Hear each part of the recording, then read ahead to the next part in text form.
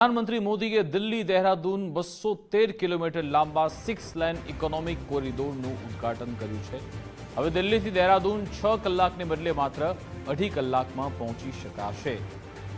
12,000 કરોડના ખર્ચે બનેલા કોરિડોરમાં વન્યજીવ સુરક્ષા માટેનો ખ્યાલ રખાયો, જેમાં 12 કિલોમીટર લાંબો એશિયાનો સૌથી લાંબો વાઇલ્ડ લાઇફ એલિવેટેડ કોરિડોર બનાવવામાં આવ્યો।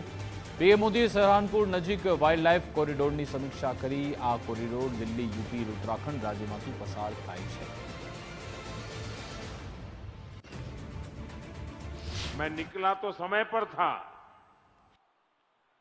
लेकिन करीब करीब 12 किलोमीटर का रोड शो काली मंदिर से लेकर के यहां तक, इतना उत्साह, इतना उमंग कि मेरे लिए तेज गति से गाड़ी चलाना बड़ा मुश्किल हो गया। तो धीरे धीरे लोगों को प्रणाम करते करते, जनता जनार्दन के आशीर्वाद लेते लेते यहां पहुंचने में मुझे 1 घंटे से भी ज्यादा देर हो गई। मुझे बहुत खुशी है कि डबल इंजन सरकार की नीतियां और उत्तराखंड के लोगों के परिश्रम से ये युवा राज्य विकास के नए आयाम जोड़ रहा है। ये प्रोजेक्ट भी उत्तराखंड के विकास को नई गति देगा। इस एक्सप्रेसवे का बहुत बड़ा हिस्सा यूपी से होकर गुजरता है।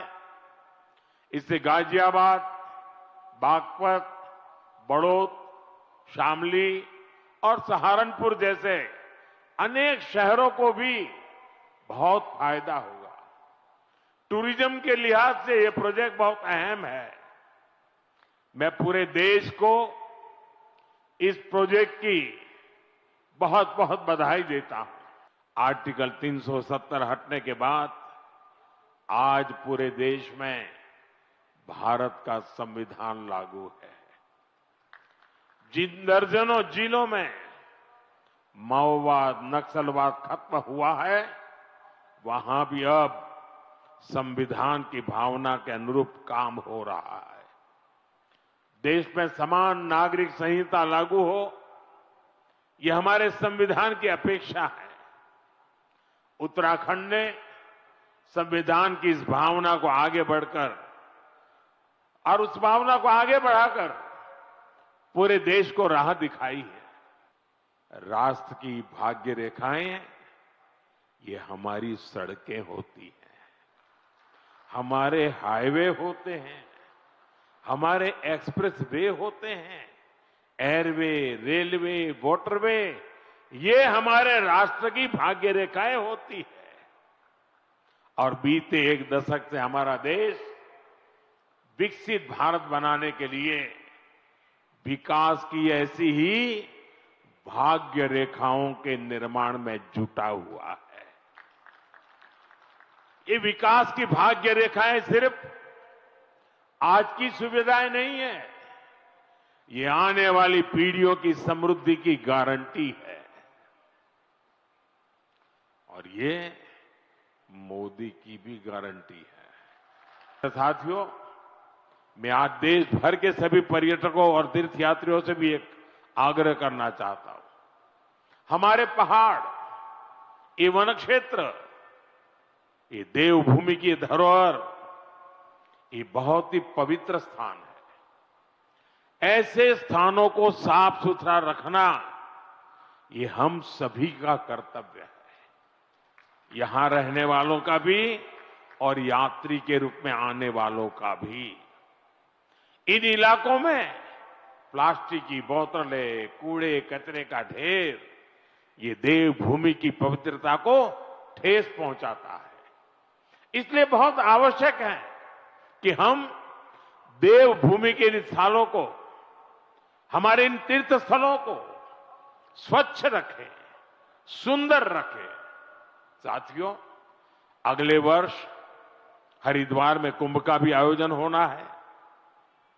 हमें आस्था के इस संगम को दिव्य, भव्य और स्वच्छ बनाने में कोई कोर कसर बाकी नहीं छोड़नी है। कि दुनिया में कितना बड़ा संकट आया है, इसे दुनिया के विकसित देशों में भी कितना हाहाकार मचा है।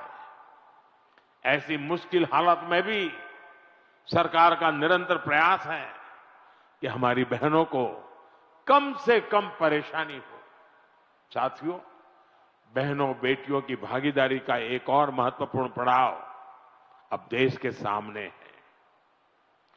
4 दशकों के इंतजार के बाद संसद ने नारी शक्ति वंदन अधिनियम पारित किया था। इससे विधानसभा और लोकसभा में महिलाओं के लिए 33% आरक्षण तय हो गया। सभी दलों ने आगे आकर इस महत्वपूर्ण कानून को समर्थन दिया। अब महिलाओं को ये जो हक मिला है ना, इस हक को लागू करने में देर नहीं होनी चाहिए। अब ये लागू होना चाहिए। अब जो 2029 में लोकसभा के चुनाव होंगे और तब से लेकर के आगे विधानसभा के भी चुनाव आते रहेंगे, जो भी चुनाव आते रहेंगे 2029 से ही ये लागू हो जाना चाहिए।